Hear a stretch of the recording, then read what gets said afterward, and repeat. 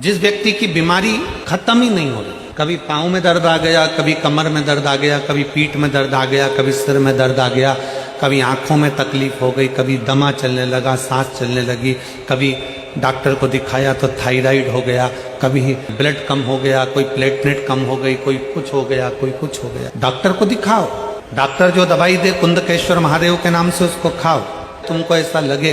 कि ये शरीर का रोग तो समाप्त हो ही नहीं रहा, एक ना एक रोग चल ही रहा,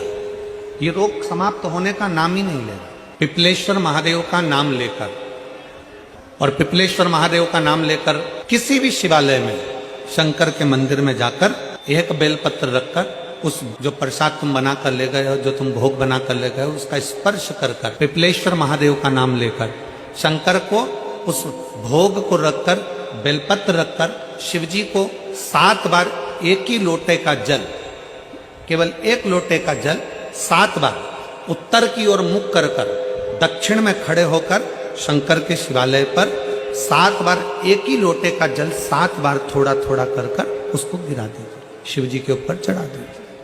7 बार। बाद में जो प्रसाद पर आपने बेलपत्र रखी है, उसी बेलपत्री को उठाकर शंकर के शिवलिंग पर चढ़ा दीजिए। बाबा को प्रणाम करिए, बाबा मेरे शरीर का रोग समाप्त नहीं हो रहा। किसी भी दिन पिपलेश्वर महादेव का नाम लेकर वो चढ़ी हुई बेलपत्री लियाओ, प्रसाद लियाओ, घर पर आने पर जैसे ही घर के अंदर प्रवेश करो, सबसे पहले बेलपत्री को चबा चबा कर खा लो। फिर वो जो प्रसाद है, उस प्रसाद को 7 गांठ से थोड़ी थोड़ी देर में 7 बार में उसको खा लेना। बाबा देवाधिदेव महादेव का नाम लेकर, पिपलेश्वर महादेव का नाम लेकर प्रणाम कर कर जल का आचमन,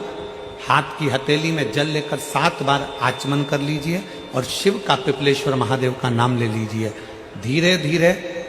15 दिन लगेंगे और 15 दिन में बीमारियां अपने आप कम होना प्रारंभ हो जाएगी और बाबा आपका हाथ पकड़कर आगे बढ़ाएंगे।